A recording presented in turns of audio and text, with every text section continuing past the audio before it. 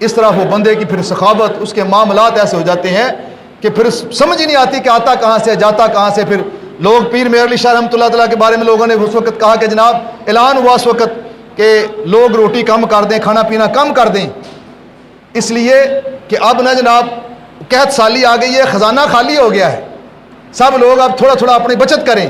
تو اس وقت بابو جی سرکار تھے، آپ نے اعلان کروایا تھا کہ جس بندے کو گورنمنٹ کے ان سٹوروں سے یا گورنمنٹ کے دسترخوان سے روٹی نہ ملے، اسے باہر سے کسی روٹی نہ ملے، وہ سیدھا یہاں پر گولڈا شریف آ جائے۔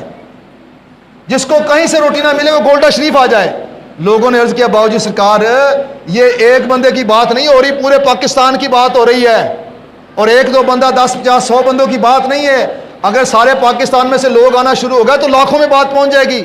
آپ نے بہت بڑی بات کر دی۔ آپ نے فرمایا پھر کیا ہوا، پاکستان چھوڑ کر پوری دنیا بھی آ جائے۔ ہم نے سودا پتہ کس بازار میں کیا ہے؟ ذات مصطفیٰ کے بازار میں۔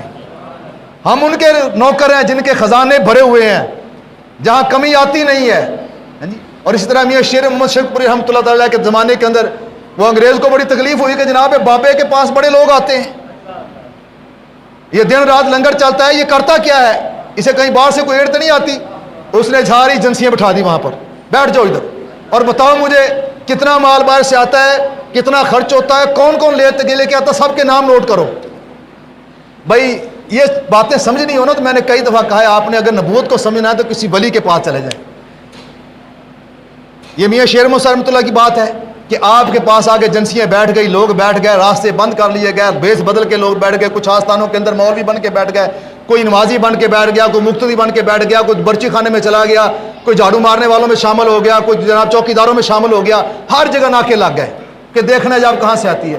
15 دن گزر گئے تقریباً، کم و بیش 15 دن گزر گئے۔ 15 دن کے بعد جا کے ان ایجنسیوں نے کہا جی یہ پڑا ہے سارا کچھ۔ ہم نے تو آنکھ جھپکے نہیں دیکھی، ہمیں نہیں پتا آیا کہاں سے اور گیا کہاں سے، کھایا کس نے۔ ہم نے تو یہ دیکھا ہے 1,00,000 بندہ آ گیا تو 1,00,000 کھا رہا تھا، 1000 آ گیا تو 1000 کھا رہا تھا، پک رہا تھا اور چل رہا تھا۔ ہم نے پکتا ہوا اور چلتا ہوا اور کھاتا ہوا دیکھا، آتا ہوا نہیں دیکھا ہم نے۔ ہمیں نہیں پتا کہاں سے آیا ہے، ہمارے ہاتھ کھڑے ہیں۔